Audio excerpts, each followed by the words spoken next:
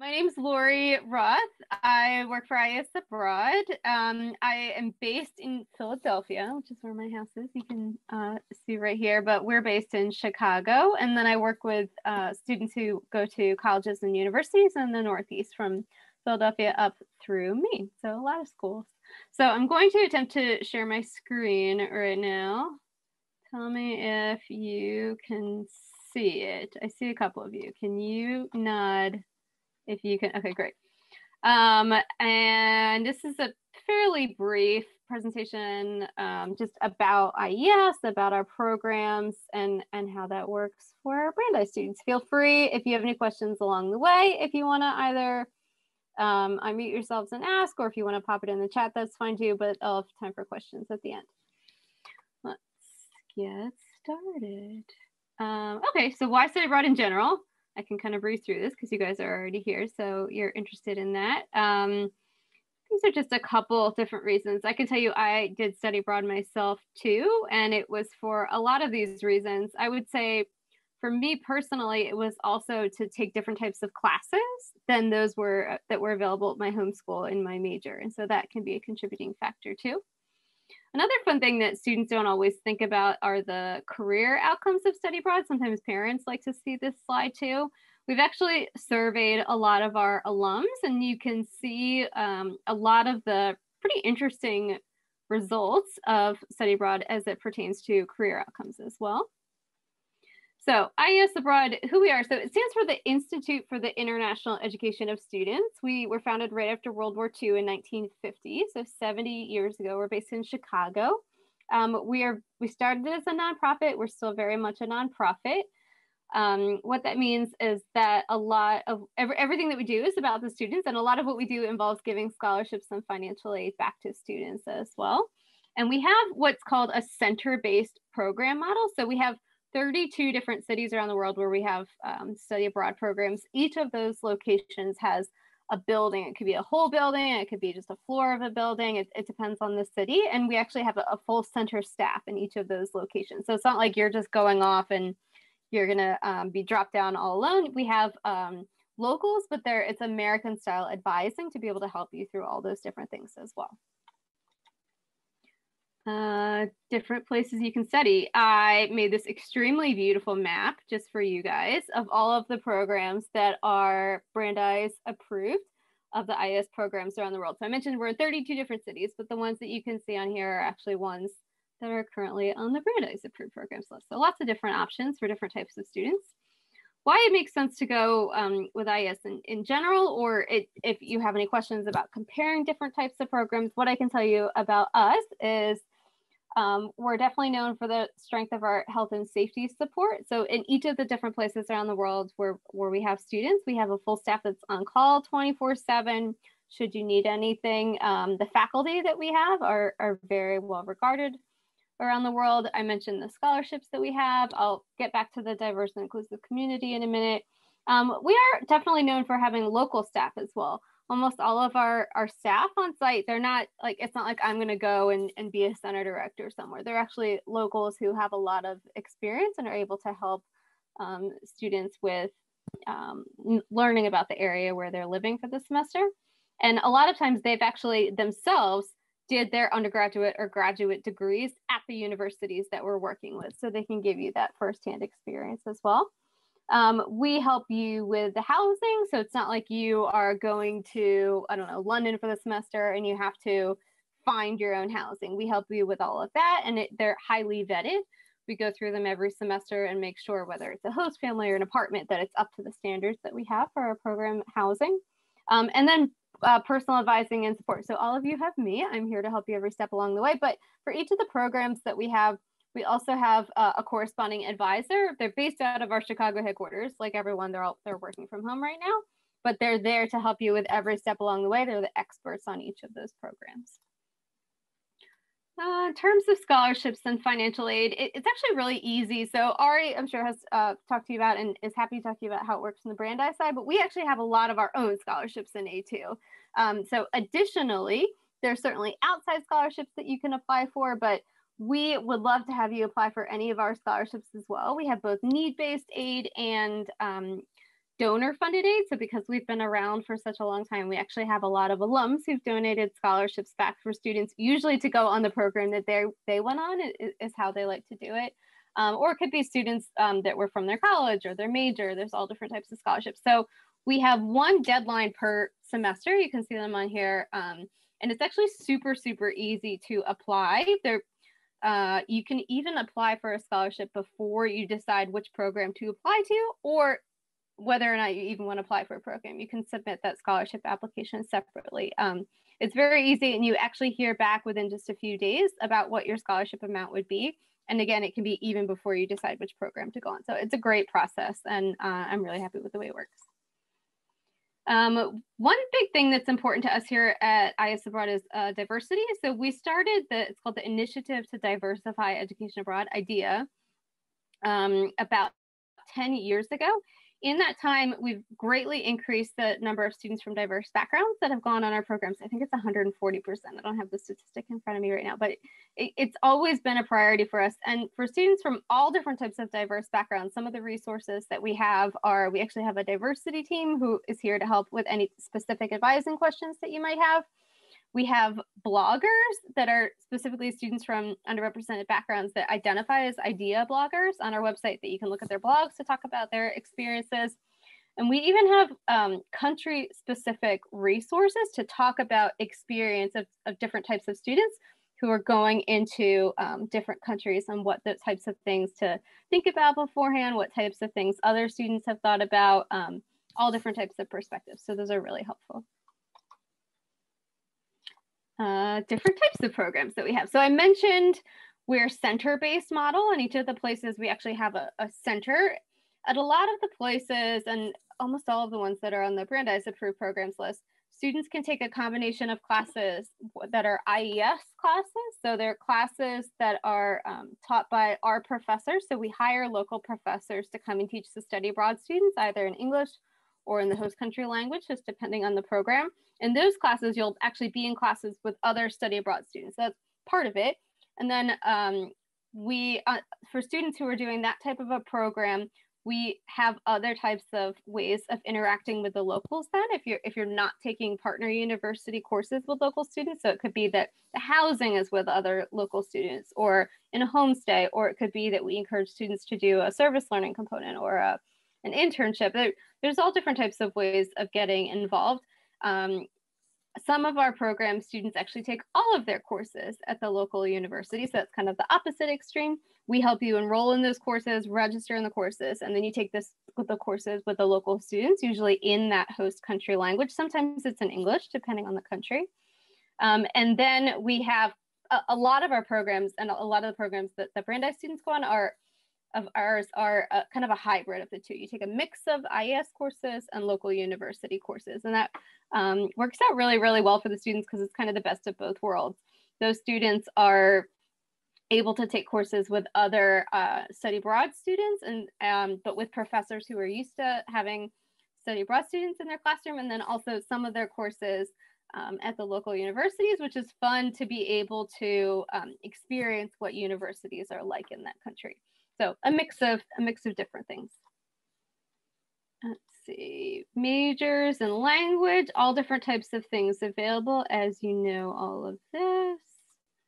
In terms of next steps, if you were interested in an IES program, so talk to your academic advisor, talk to your homeschool study abroad office, so Aria or one of the other members in the study abroad office at Brandeis. Our application is pretty easy to fill out. It's right on our website. And then we are also happy, meaning I am happy to chat about anything that you would be interested in learning more about. So I'll give you my contact information at the end, but I'm your first step for if you have any questions about choosing a program, or if you have any special needs, to contact you with our student support service office if you want to talk about any special accommodations or anything, but I'm happy to help make those connections too. If you are thinking about just learning more in general about programs, these are some of the great resources that we have. So we actually have a team of students who studied abroad on our programs within the last couple of years and liked it so much that they like talking about it to other students. And you can actually connect with them right on our website to ask them questions about what their housing was like, or what it was like studying abroad with a certain major, all different types of things. So those are the ambassadors. The correspondents I mentioned, because like our IDEA correspondents, but there's students who are bloggers, there's students who submit photo correspondence. There's all different types of, oops, sorry, my light is going out, all different types of correspondence of students. They're right on our website too, but it's a fun resource. So like if you have a dietary restriction and you're thinking about studying abroad in Morocco, it might be that there's actually been a student who has had a similar experience, and you can read their blog posts about that. Like I mentioned, all students will have an advisor to help you with every step along the way too. And then we are on the major social media channels, and those are fun resources too. And then last question, me, how to contact me if you have any questions after today. That's my direct line. My email is just my first initial and my last name at iesabroad.org. That is everything I have. I'm gonna well, actually I'll leave that up in case you wanna write that down. I will not unshare my screen right now. Who has questions about anything? Feel free if you want to say it, if you wanna type it in the chat, whatever you are comfortable with. Or you can tell me about you. If you want to say your major, what year you are, what programs you're thinking about, and then we can talk about those things. I'm going to unshare now.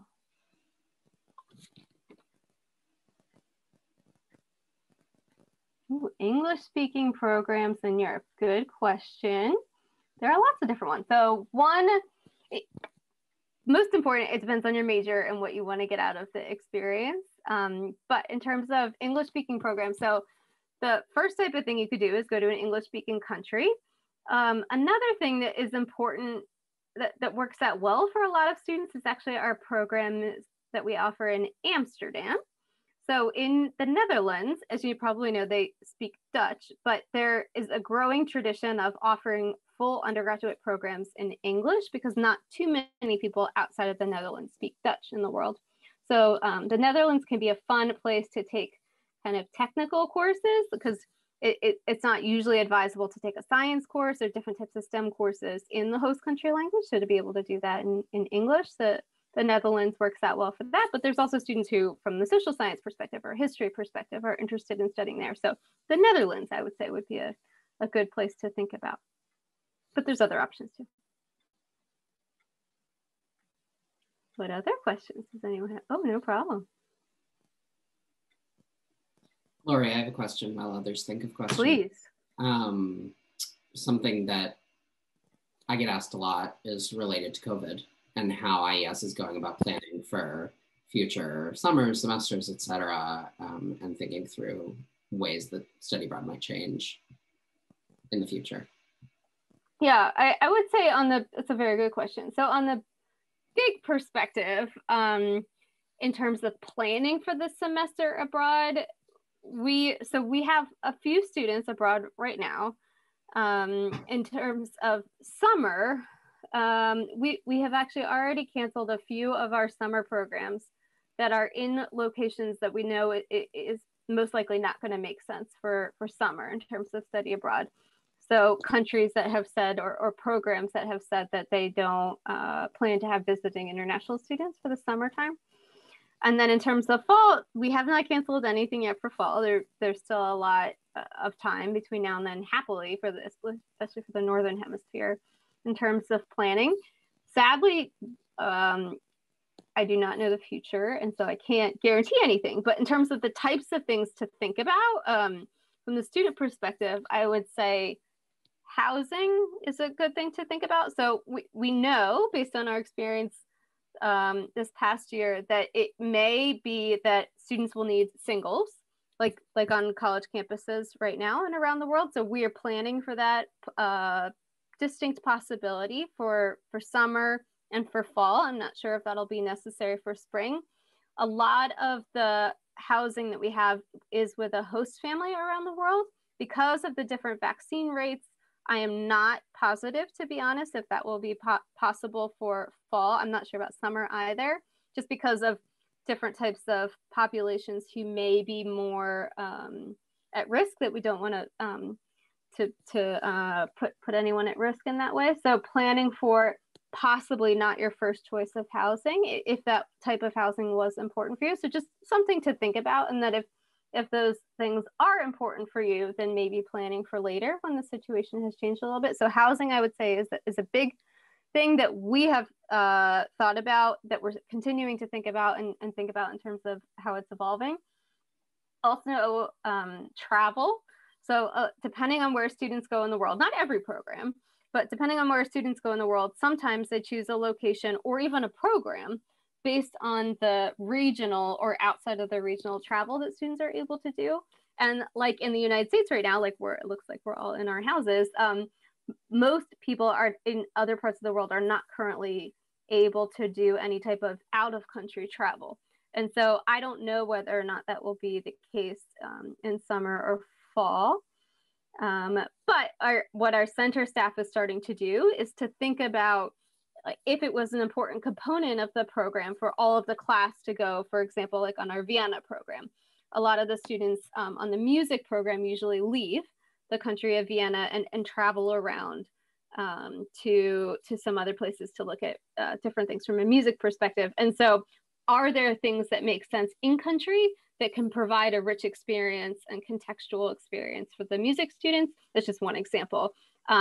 So thinking about it from maybe staying in country, which absolutely has benefits as well, because you would get to know the country itself more, but planning to maybe it's possible not leave the country. So those are the two kind of big things in terms of just how you pictured study abroad when you were thinking about it your whole life and planning until right now, and how those things may be a little bit different. So there will be like more nitty gritty as we get closer to it of other things, but those are the kind of big planning things that we're thinking about here. Does that help, Ari? That was very helpful. Thank you. I think for context for others on the call, so if anyone doesn't know at this point, so for Brandeis students who are looking to study abroad, you're going to be applying through our office, the Office of Study Abroad, by March 4th. And that is the deadline for applications to study abroad during fall 2021 or spring 2022. So basically, if you want to go abroad either semester of next academic year, you're applying to us by March 4th. So even though if your study abroad program were to start tomorrow, it obviously, wouldn't be possible. We are planning far into the future at this point and ask that you come and talk to us to do the same. Because that deadline of March 4th applies to future semesters like what Laurie was talking about, when the fall and the spring, hopefully we'll see a lot more possibilities when it comes to study abroad programs.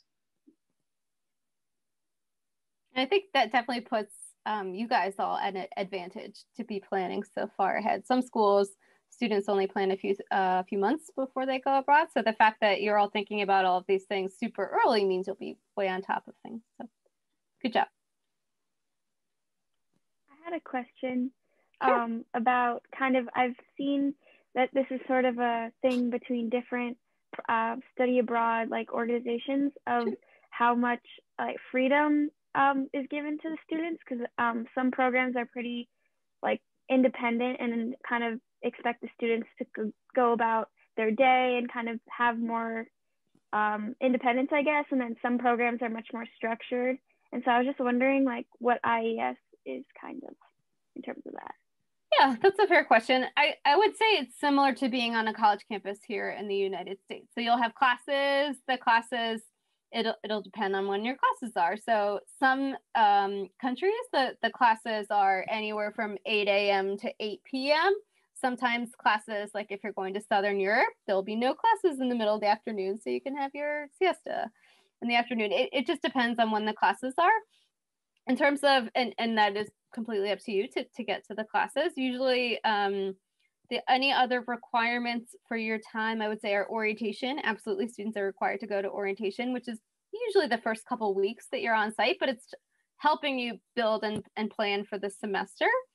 If your class has any field trips, they are required, but you would also want to go because field trips are super fun. And so that could be something else that's required of your time. But other than that, I would say it's not super structured. There are more things at the beginning of the semester, such as orientation, just so that you have all the resources to make plans and make decisions throughout the semester. But I would say actually a good example of what IES is well known for is that we have this full center staff at each of the locations. They're there pretty heavily at the beginning of the semester, but they back off, I guess you could say, as the semester goes on, but so that you feel more comfortable, but knowing, like, for example, if you stub your toe and end up twisting your ankle while you're hiking or something, you know exactly what to do based on orientation, like, oh, I'm going to call the emergency line and they'll help me make a doctor's appointment or take me to the hospital, whatever you need to do. But it's not like they're going to require to be on the hike with you unless you'd like them to be there, that type of thing. So they give you the amount of freedom that you would like. Does that help answer the question? So, but it's not like 24/7. You have to report in of where you are and be with a staff member or something like that. Depending on the country, there may be interesting legal requirements. Like, for example, in Morocco, sometimes female students legally are not required out after dark. So there's that type of thing, but they will, they'll let you know those things. Thank you. Sure.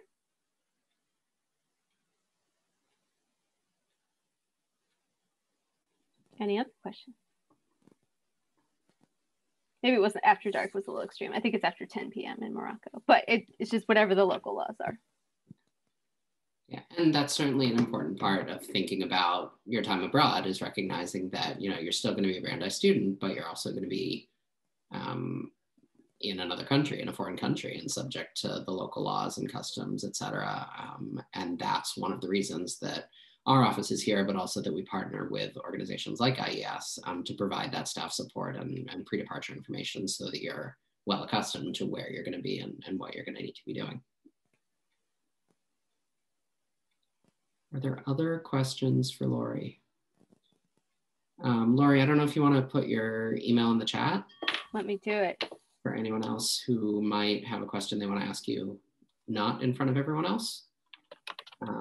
Our office is certainly here and available to meet with anyone who is interested in study abroad. You can find us at brandeis.edu/abroad or abroad@brandeis.edu. Keep in mind that the application deadline is March 4th for students who are looking to study abroad during the fall of 2021 or the spring of 2022. And certainly you can come and talk to us about summer programs as well. That deadline is March 18th. Seeing no other questions, Lori put her email in the chat, so certainly feel free to reach out to her or reach out to me, and I can connect you to her. And Right, can I ask you a question? Of course. So if a student, given the uncertainty in the world right now, if a student is thinking about maybe studying abroad sometime next year, if they submit the application in March, does that mean they are required to then go abroad next year? Or is there a period of time where they could change their mind about that? Absolutely not. It does not mean that you're making a commitment to go abroad next year. When we meet, we can talk through, you know, what dates and deadlines there are for commitment for various semesters, et cetera. But by submitting an application to study abroad, you are certainly not making any kind of logistical or financial commitment to study abroad. And, you know, we're obviously aware of the fact that circumstances are very uncertain. Brandeis has not had students studying abroad since March of 2020. And so we certainly hope and are optimistic that study abroad will become possible again by the summer, and if not the summer, the fall. No, we know that there are a lot of things going on in people's lives right now, a lot of things on campus, a lot of things at home, et cetera. And the reason we're here is that we want to work with you to figure out what's going to be the best for you. With that said, if you are thinking about going abroad next year, come apply by March 4th, because we won't be able to accept applications like later in the year if you decide that actually you do want to go in the spring because things are better. So come apply now and withdraw later if you need to. And we can certainly talk about what the process is for that. Thanks, sorry. Thank you. It's a good question.